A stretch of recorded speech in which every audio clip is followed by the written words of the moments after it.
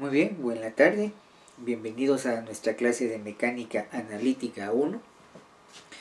Bueno, si fueron observadores, en nuestro sitio de Classroom acabamos de subir fotografías sobre las clases en los próximos días, ¿sí?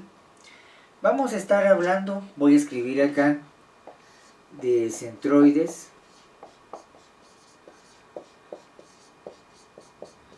¿Qué otra cosa dijimos en base a la explicación anterior?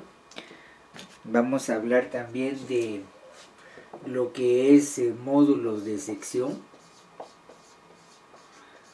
¿Se recuerda qué otro nombre le dimos al módulo de sección? Vamos a hablar de la inercia centroidal. ¿Qué otro nombre tiene? ¿Se recuerdan? El módulo de sección tiene el primer momento de área. Perfecto. Y la inercia centroidal el segundo momento de área. Perfecto, muchas gracias. O primer momento de área. Y aquí, segundo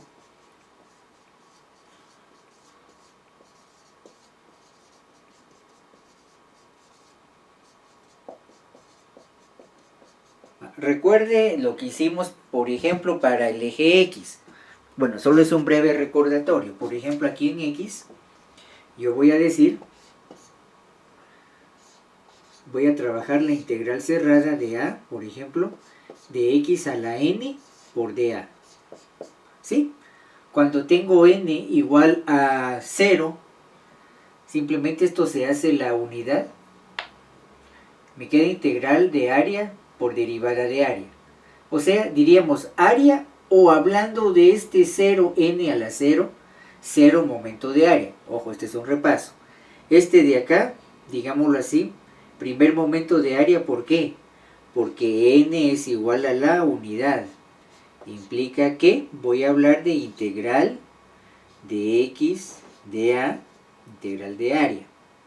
Y este de acá, muy rápidamente, segundo momento de área por lo ordinal, exponente 2. Implica integral de área, perdón que esté dibujando así y escribiendo, por dA. Eso es todo. Muy bien. ¿Se recuerda? Otro recordatorio porque me interesa esto. Hablamos de dos supuestos o de dos hipótesis para integrar el área. ¿Cuál será o cuáles serán los dos supuestos o las dos hipótesis? Recuerden la hojita de papel.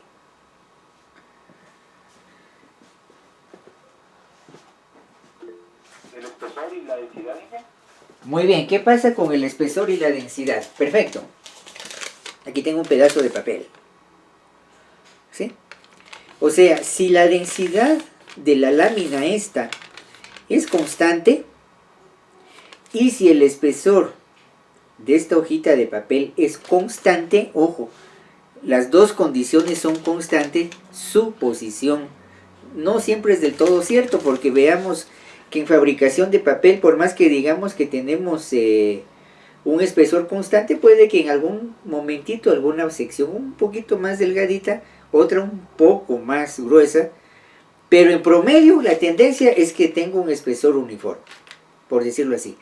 Bajo ese supuesto o una hipótesis, vea, es una construcción lógica, y que todo es el mismo material, entonces, integral de área. Habíamos dicho que, por ejemplo, tomo esta misma hoja de papel, la voy a doblar.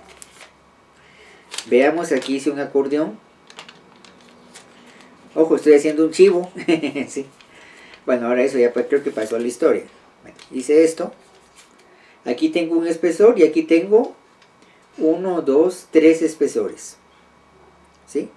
Un espesor y 3 espesores. Espesor constante no lo es, solo la densidad. Por lo tanto, aquí en vez de integración de área, integración de volumen. ¿Sí? Y si la densidad tampoco es constante, entonces voy a decir aquí que vamos a hacer una integral o integración de masa. Es la generalidad. Bueno, algo con esto, con la integración de área. Mire una cosa. Y esto, por favor, mejor si nos lo aprendemos de una vez. No es muy complicado. Esta integración de área. Vea que estoy aquí, tengo algunas áreas.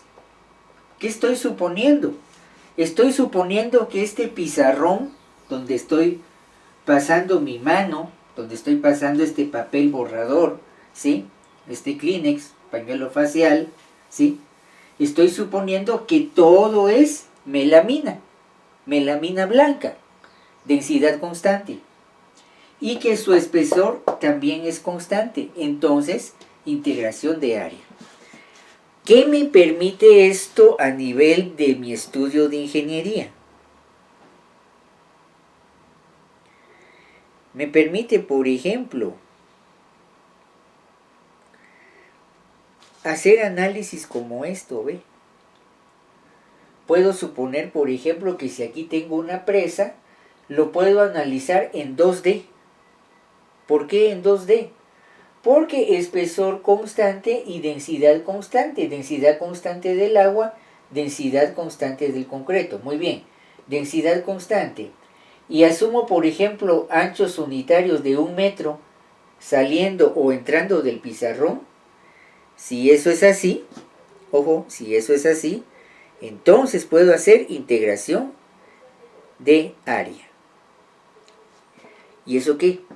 Que mucho de lo que usted va a estudiar en ingeniería, independientemente de la ingeniería, diagramas de corte, diagramas de momento, presión hidrostática, reacción de suelo, ¿sí? Carga uniformemente distribuida, se basa en esto. ¿En qué? Integración de área. Voy a asumir, por ejemplo, un ancho constante, un ancho unitario que es constante y densidad constante. Por ejemplo, para los que van para ingeniería civil, atención con esto, diseño de las losas de concreto, ¿sí? De entrepiso, de cubierta, generalmente vamos a tomar ahí ancho unitario. Voy a diseñar la losa por banda, por ancho de banda, por ejemplo, una banda que sale o entra del pizarrón, por ejemplo, de 1 metro. Si fuera sistema inglés sería un pie. Mantengo esa situación, muy bien. Espesor y densidad constante, entonces integración de área. Y eso me permite hacer mis diagramas de esfuerzo sobre una hoja de papel. No sé si está clara esa idea. ¿Vamos bien con eso? Muy bien, otra cosa, le voy a pedir cualquier libro de mecánica decente o si quieren internet. Vamos a tener, por ejemplo, aquí algunas fórmulas para centroides, ¿sí? Y para valores de área, ¿sí? Vemos, por ejemplo, aquí triángulos cualquiera. Tengo, por ejemplo, aquí cuarto de área circular, área semicircular, un cuarto de elíptica, un área semielíptica, ¿sí? El área parabólica, el área semiparabólica, etcétera. La famosa enjuta parabólica, ¿sí? ¿Qué es esto? ¿Sí? Dese cuenta que tiene, por ejemplo, los centroides en el eje de las X, los centroides en el eje de las Y, o sea, X, Y, no he salido de ello, y por supuesto, el área. Bueno, me voy a detener un poquito aquí. Las famosas enjutas parabólicas y un poco esto último de acá. Vamos a ver si encuentro algo que me pueda ayudar. Un momentito, voy a buscar cómo logro poner esto en blanco. Tengo mucha información por aquí, voy a buscar una foto que sea un poco más cómoda.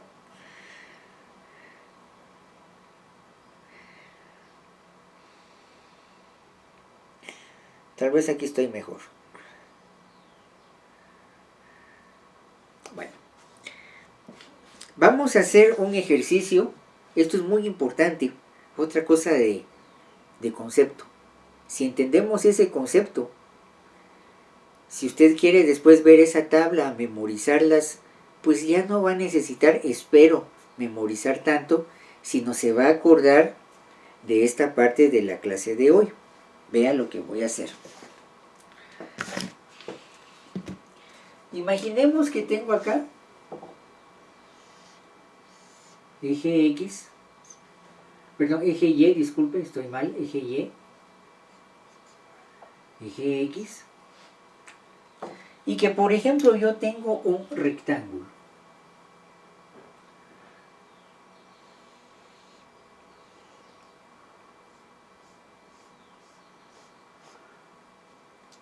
¿Sí? Si se da cuenta, si yo escribiera una función, yo podría decir, por ejemplo, que Y es igual a una constante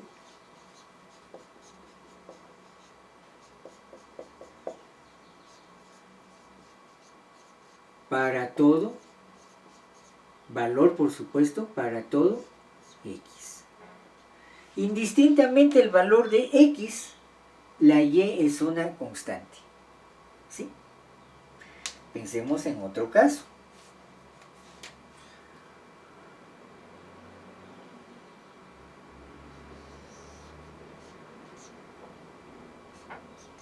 Otra vez X, Y.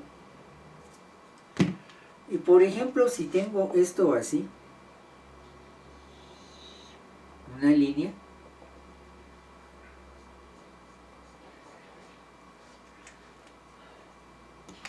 ¿qué pasa aquí, por ejemplo? Bueno, si lo tuviera, por ejemplo, a 45 grados,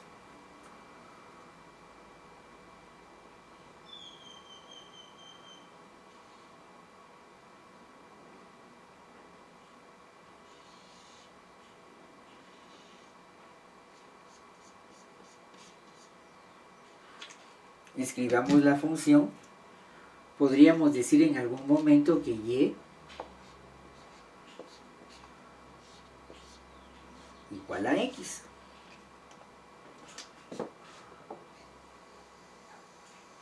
Separemos.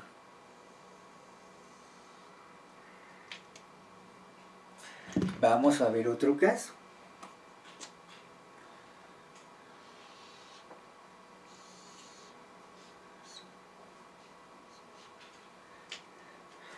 Vamos con una sección de enjuta de parábola.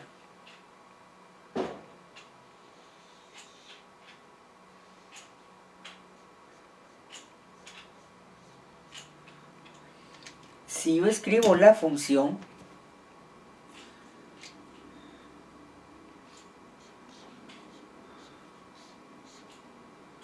por ejemplo,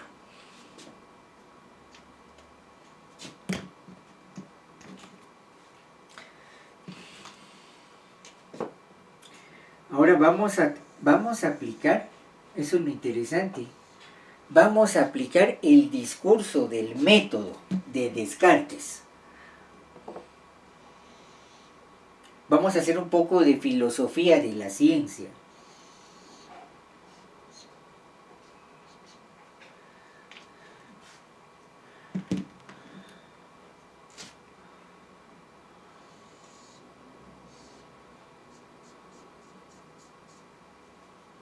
Podría yo decir en su momento,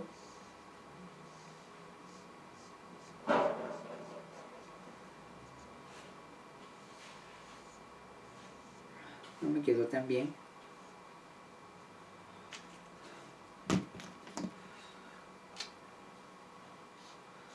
Y igual, por ejemplo, a X a la N. Muy bien, aquí empieza el juego. Vamos a hacer un juego de matemática.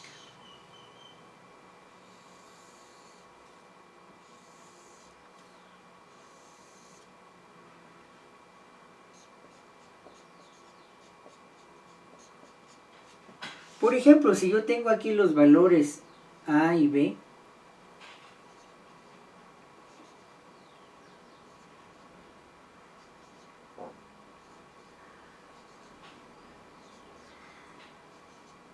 ¿sí? ¿Qué valor tiene el área del rectángulo?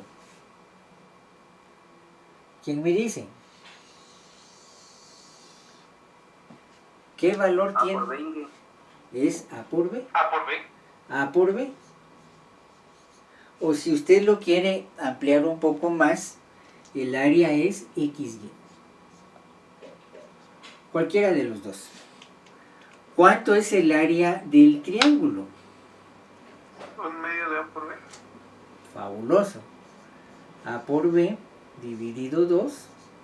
Si lo tomo con respecto a los ejes X, Y dividido 2. Muy bien, vamos a calcular otra situación. Muy bien, esto es el área. Calculemos por ejemplo, el centroide. ¿Sí? ¿Cuánto es el X centroidal de esto? En este sentido, ¿cuánto es el valor del centroide del rectángulo? Este punto de acá respecto a X, ¿cuánto será? X medios y Y medios. X medios, muy bien, Y medios. ¿Solo es X? Muy bien, voy a hablar, por ejemplo, de A medios respecto a A, pero si lo deja con el eje, para todo el eje, muy bien, X sobre 2. Vamos a hacer un truco. Digamos que ahora Y lo voy a pasar por acá. Un Y' si usted quiere. Respecto a este eje de Y que acabo de colocar,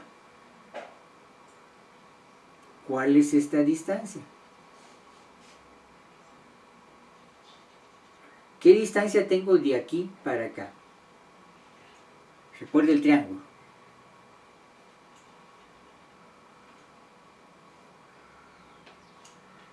Ahí he puesto un poquito más, ¿verdad?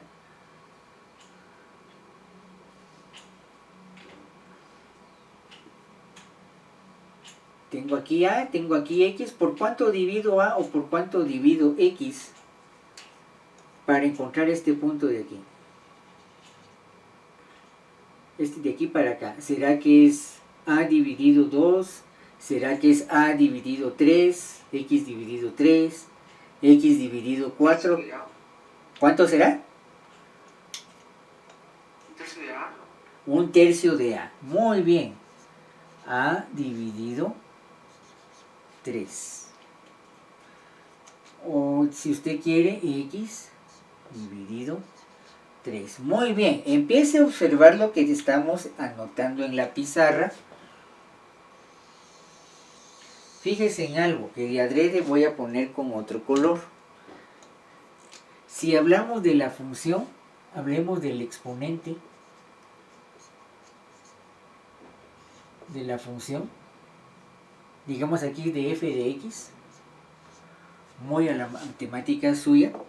Vea que por ejemplo aquí f de x, si es constante para todo valor de x, tengo un polinomio de grado 0. Si vemos aquí, tengo un polinomio de grado, ¿qué grado será? 1. 1, muy bien. Acá, ¿cuánto será? 2. 2. ¿Y aquí? La enésima no. La enésima. La n. Bueno, entonces mire, fíjense que ya podemos ir haciendo alguna deducción. Podemos ir deduciendo alguna situación aquí. Vea que, por ejemplo, si tengo exponente 0, lo que tengo aquí es el área es A por B dividido el valor de el exponente. Si este exponente le pongo n más 1, si se da cuenta. Si quiere lo vamos a poner acá. Aquí tengo AB por n más 1. Si esto es 0, me queda la unidad. De esa cuenta me queda AB. Si sigo aplicando esto, vea que aquí me queda AB, exponente es 1 más 1. De esa cuenta me queda 2. Entonces, deduzcamos ¿Cuánto será aquí?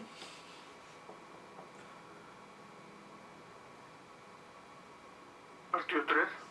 Muy bien, partido 3. ¿De dónde vino esto? Si quiere, dejemos la respectiva nota. Lo que estoy haciendo es AB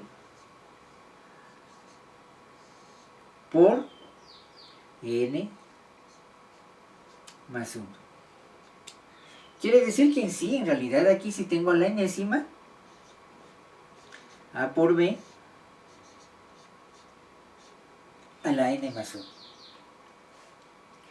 Muy bien, ya resolvimos el área para diferentes grados del polinomio. Y ojo, ahora con el centroide voy a hacer este préstamo de trasladar el eje para acá, para encontrar estos valores de aquí. Pongámoslo así claro para que se vea mejor. Encontrar este punto de aquí. ¿Sí? Lo mismo acá. ¿Se podrá hacer alguna relación de estas aquí? Si el exponente es 0, ¿cuánto tengo aquí? Si n es 0, ¿cuánto tengo acá? Sería de colocar la base de partido n más 2. Perfecto, aquí me queda A dividido n más 2. ¿Cuánto será acá?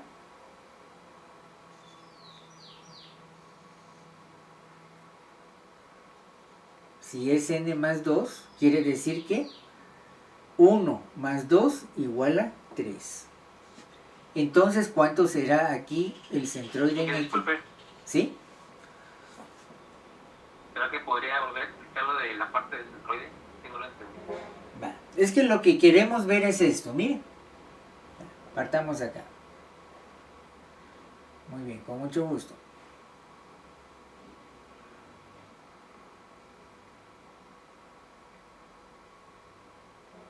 Bueno, por ejemplo, aquí digamos indistintamente yo lo que hice es que ahora este eje Y lo pasé para acá. ¿Sí? Solo es un recurso de análisis. Bueno, aquí no hay problema. Indistintamente de aquí para acá o de aquí para acá, ¿cuánto es la distancia del centroide en X para una sección rectangular? Va a ser este lado dividido 2. Eso ya lo sabemos, ¿verdad? Pero veamos aquí. Si se da cuenta, de aquí para acá, para un área triangular, el centroide va a ser este lado dividido 3, ¿sí? Lo vemos, por ejemplo, en mecánica de fluidos, si ya están en eso. Bueno, creo que todavía tiene que ganar este curso para mecánica de fluidos. Pero lo que yo quiero es encontrar esto para cualquier valor de exponente. Entonces, dése cuenta de algo. Si aquí esto es un valor constante, ¿sí? Quiere decir que la función, digámoslo así, voy a tener aquí y igual a x a la 0, ¿sí? O pongámoslo un poco más amplio, voy a decir y igual a un valor cualquiera, a por ejemplo, o pongámosle b si quiere, aquí tenemos b, y igual por b por x a la 0. Si el exponente es 0, sé que esto es la unidad, ¿sí? Por lo tanto me queda que y es igual a b para todo valor de x. Muy bien, exponente 0. Pero veo que el centroide respecto, digamos, aquí a un eje y va a ser, o me han enseñado que es la base o el lado a dividido 2. ¿Y será que eso lo puedo relacionar con el exponente de la función? Si el exponente de la función es 0, simplemente le estoy sumando 2. De esa cuenta estoy hablando de a, perdón, aquí está muy chiquitito. Estoy hablando, pongámoslo aquí la generalidad, estoy hablando de un a por n más 2. ¿Sí? Si el exponente es 0, me queda a dividido 2. No sé si está mejor ahí.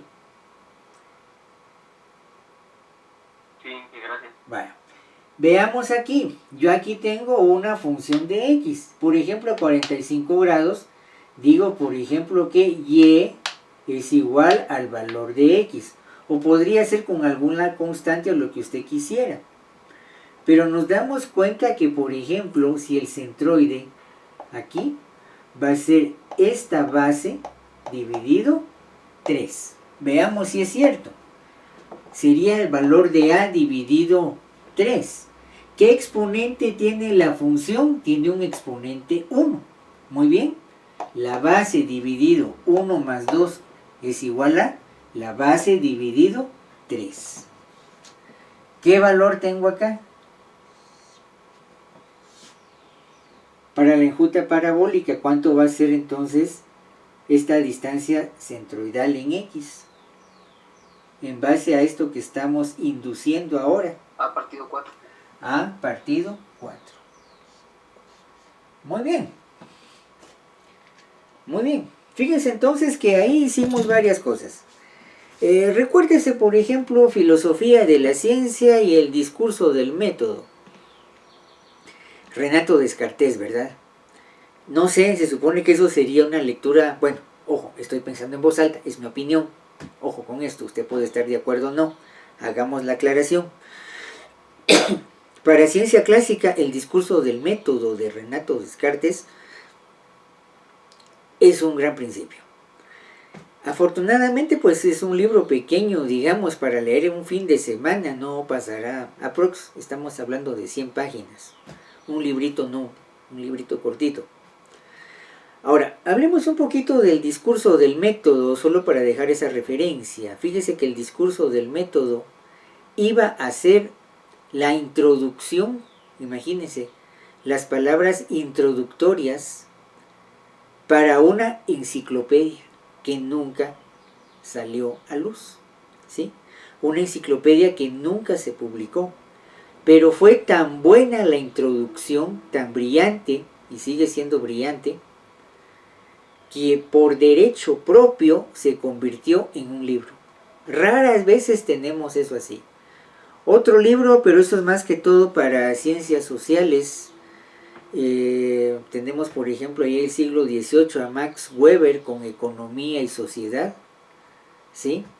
El prólogo se titula Sociología de la Religión. Tan bueno es ese compendio que usted puede encontrar el prólogo como un libro aparte, ¿sí? Sociología de la Religión es un librito, ¿sí? Si usted ve Economía y Sociedad, es un librote como vieja guía telefónica y va a encontrar Sociología de Religión como las palabras de introducción, solo para que tenga idea de eso, ¿sí? Ahora, discurso del método, que es lo que nos compete con esto, estamos haciendo ejercicio de inducción y deducción en base a lo que dejó Descartes ahí.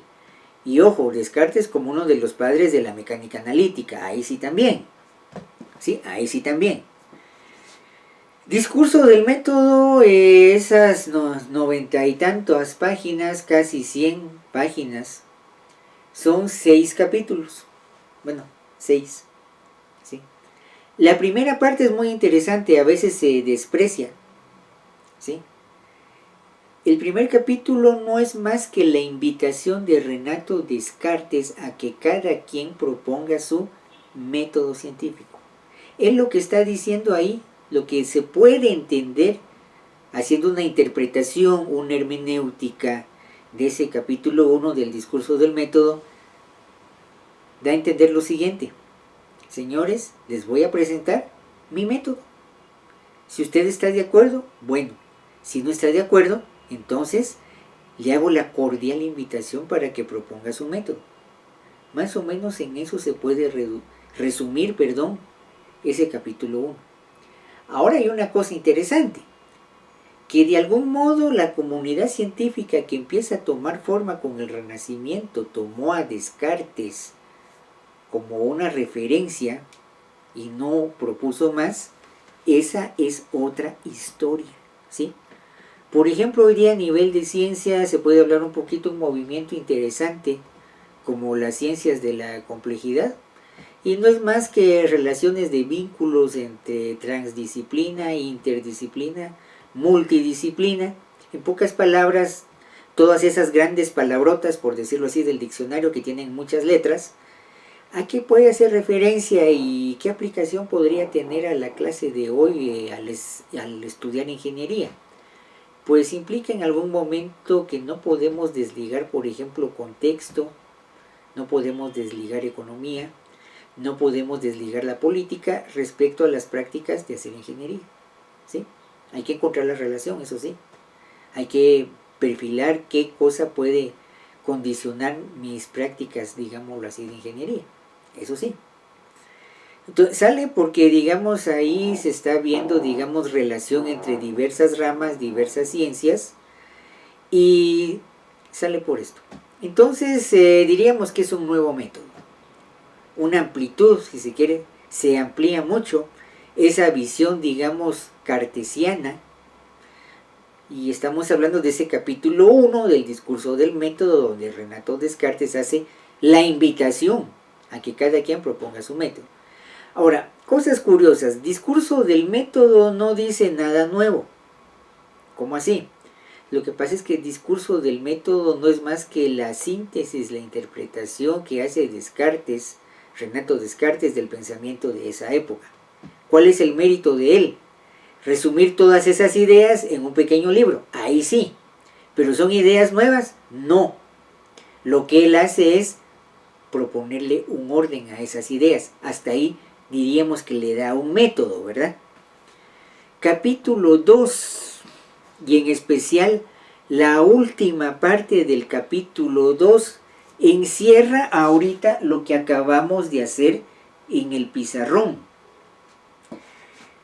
Haciendo una paráfrasis bastante libre, una interpretación, diciéndolo con mis propias palabras, el método Descartes lo resume en 4 pasos. Fíjese, filosofía de la ciencia, ¿sí? 4 pasos. Inciso A, si usted quiere. ¿Qué dice el inciso A? Ojo, en mis propias palabras. Dice, tomaré cualquier problema, ¿sí? No, ¿cómo es la cosa? Vamos. Siempre desconfiaré de todo. Ahí estamos, primer paso. Siempre desconfiaré de todo. Nunca voy a dar nada por sentado.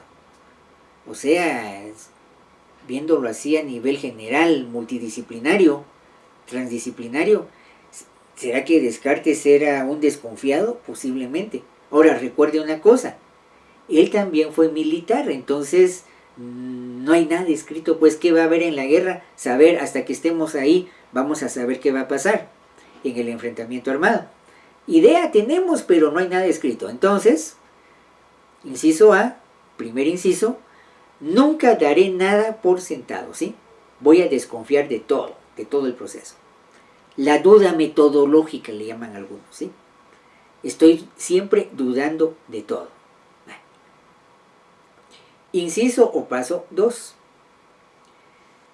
Desarmaré el problema que estoy analizando, obviamente, en pequeños subproblemas para analizarlos a más profundidad. Recuérdese que él, desde el contexto militar, divide y vencerás, ¿sí? Algo así va esa idea, por ejemplo, ahí de Descartes en ese inciso 2. Un poco más o menos hay un manual de guerra mucho más viejo que a veces se aplica en negocios, digamos los libros de Sun Tzu, ¿sí? Estamos hablando de China hace mucho tiempo atrás, ¿sí? Que era más que todo un compendio del pensamiento popular de ese momento, pero Sun Tzu más que todo es el arte de la guerra.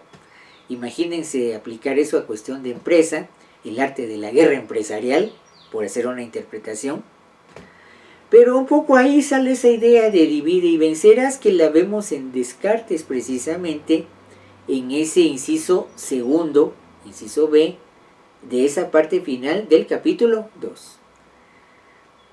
Inciso 3.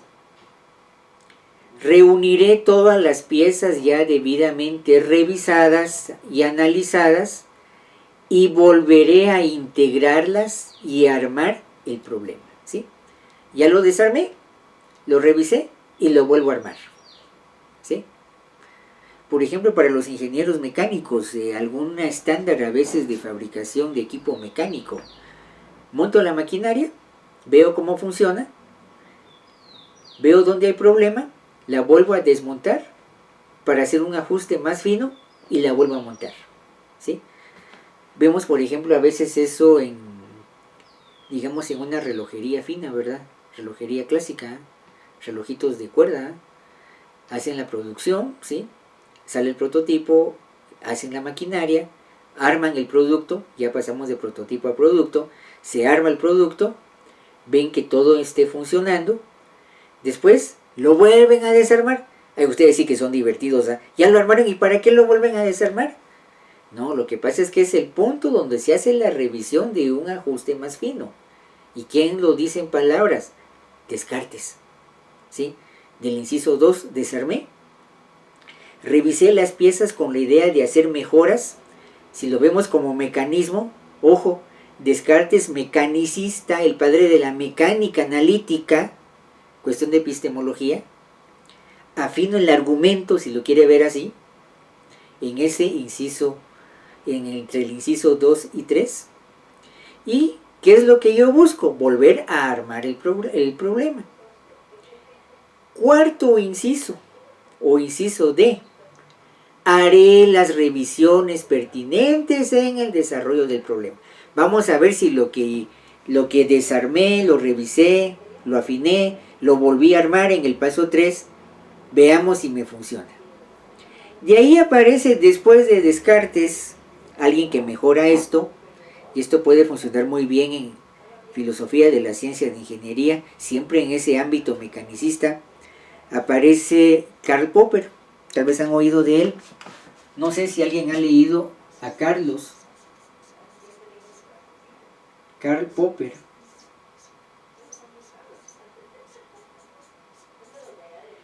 Y él, sobre la idea de Descartes, habla del falsacionismo. ¿Y qué es eso? Que la verdad es relativa. La verdad es verdad en ciencias hasta que aguanta, hasta donde aguanta, ¿sí? Él lo presenta como el cimiento de un edificio, ¿sí? Aquí tengo el suelo y aquí empiezo a cimentar mis argumentos, ¿sí? ¿Qué implica falsacionismo? Cuando ya pesa mucho el argumento y la cimentación empieza a fallar, es el momento de ajustar. Falsacionismo. Estoy tratando de buscar una situación que me pueda falsear, que me pueda falsacionar mi argumentación. Podríamos decir de algún modo una cuestión que una sofisticación se hace más sofisticado o más sofisticada la duda metodológica de Descartes, ¿sí? Eso es, por ejemplo, el capítulo 2, ¿sí? Capítulo 3, un poco revisión de ciencias y cosas de ese tipo. Capítulo 4, una de las frases más famosas del latín clásico sale del capítulo 4 y es donde sale el ejercicio de inducción y deducción. Sí, todo eso va relacionado en ese mismo libro que no pasa de 100 páginas. ¿Qué pasa ahí en el capítulo 4? Ahí sale la famosa frase de cogito ergo sum, pienso y luego existo. Pero ese es el colofón, la parte final de una deducción que él hace. Fíjese que lo que trata él de hacer ahí, recuérdese que estamos en el contexto de la iglesia, y en especial de la iglesia católica en Europa. Él trata de hacer una demostración de la existencia de Dios. ¿Cómo así? Una demostración de la existencia de Dios. Este está loco. Diríamos, la idea, digamos, de Dios es fe. ¿Y qué tiene que ver eso con la ciencia? Bueno, recuérdese que mucho de la ciencia que manejamos hoy día viene de ahí. El hecho de presentar un problema, factores a favor, en contra, conclusión, como presentación, digamos, de cualquier normativa técnica. Ese formato lo podemos ver, por ejemplo, en Suma de Teología de Tomás de Aquino en el siglo XIV, ¿sí? La ciencia a veces es más confesional de lo que uno piensa, sus principios y digamos lo que ha quedado ahí de metodología. ¿Qué hace, digamos, ese ejercicio de deducción de Descartes que quiero que usted vea? Él dice lo siguiente, lo voy a poner con estas palabras para ver si se entiende.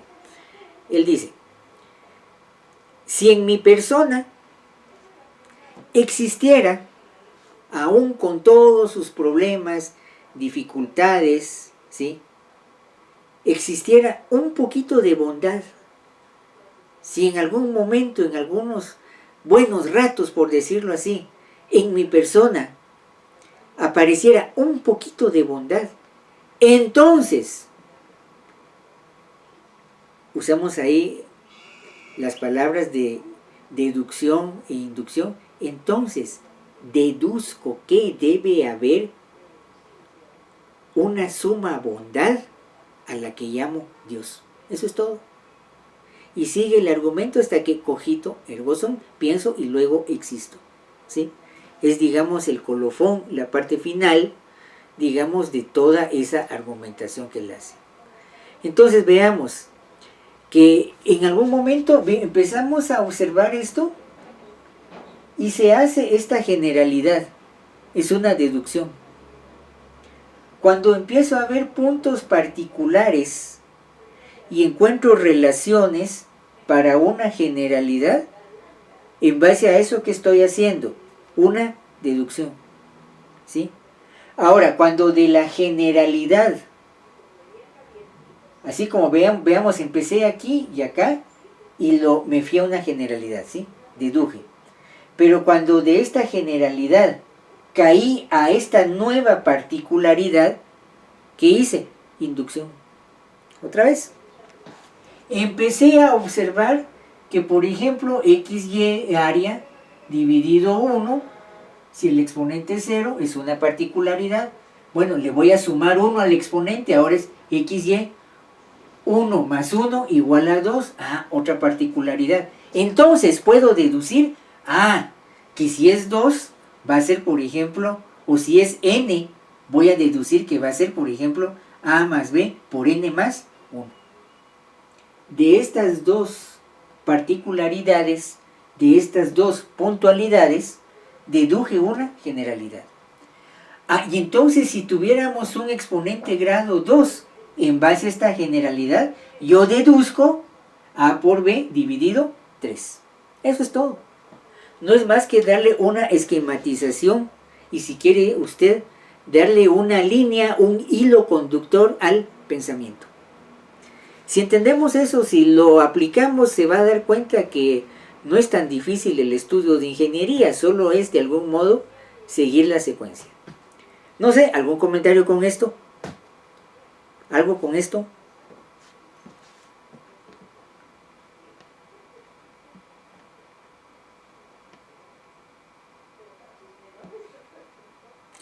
Entonces, fíjese, parece que en base a deducciones podemos sacar más formatos para las fórmulas.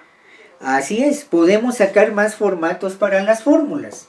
Y ojo ahí con el último paso del discurso del método, el último paso de ese capítulo 2 de Renato Descartes. ¿Qué dice ahí? Haré las revisiones que considere pertinente. O sea que si voy afinando la fórmula, voy haciendo las revisiones del caso para ir ajustando la fórmula. ¿Sí? Diríamos que estamos en un pensamiento cartesiano. Si para el ejemplo de esa aplicación encuentro un contraejemplo, un antiejemplo que me traiga toda la fórmula, toda la teoría al suelo, ¿qué estoy haciendo? El falsacionismo de Popper. No sé si eso contesta la pregunta o puedo ayudar a lo que usted está pensando. Sí, gracias. Muy fabuloso, porque mire, aquí a la larga, de algún modo, un racionalismo frío, un racionalismo crítico, ¿sí? Por ejemplo, ciencias de complejidad detesta eso. No, ya no, es que no está así la cosa.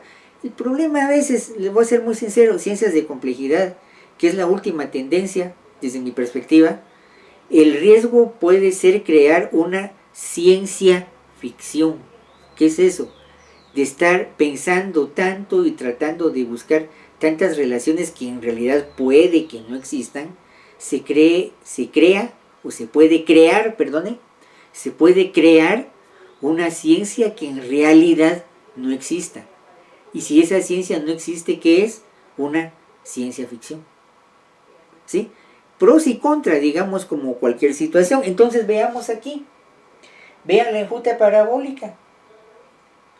Miren, aquí tenemos, por ejemplo, el área, lo que sería en este caso A por H dividido 3.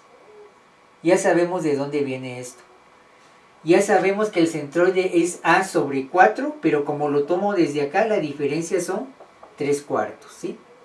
Otra vez, ya sé que esta distancia es A sobre 4, pero como tomo desde aquí, ¿cuánto es la diferencia de la unidad? 3/4. Miren, aquí tenemos la misma historia que estamos hablando, si se da cuenta. N más 2 para los centroides, ¿sí? Base por altura por N más 1, lo que acabamos de platicar, miren. Ya sabemos de dónde viene esto. Y ojo, eso sí me va a servir mucho, por eso me tomé el tiempo, para este tipo de problemas, ¿sí?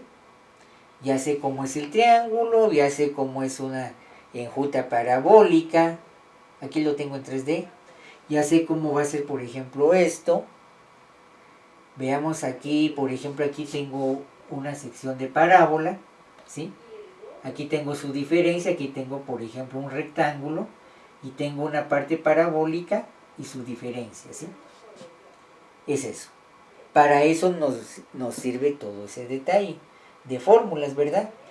O sea que haciendo una presentación con esto, pues como lo tengo aquí en 2D, también lo puedo tener en 3D, si hablamos, por ejemplo, de volumen. Recuerden un poco, bueno, tal vez no, todavía no están ustedes ahí, pero por ejemplo, de su matemática intermedia 1 a la intermedia 2, por ejemplo, la parte final, los sólidos en revolución, ¿sí? Implica qué pasa si pongo a rotar una de estas áreas, ¿verdad? Respecto a un eje, ¿verdad? Puedo empezar a hablar de esto. ¿Y por qué la famosa rotación? Precisamente respecto a dicho eje, estoy haciendo mi integración de volumen partiendo de un área maestra. Eso es todo. Muy bien, creo que por tiempo estamos bien con la clase hasta acá. Entonces, ojo, estos problemas vamos a empezar a trabajarlos a partir de nuestra próxima clase.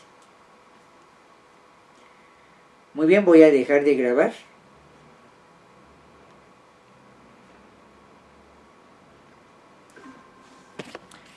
Vamos a dejar de grabar aquí también.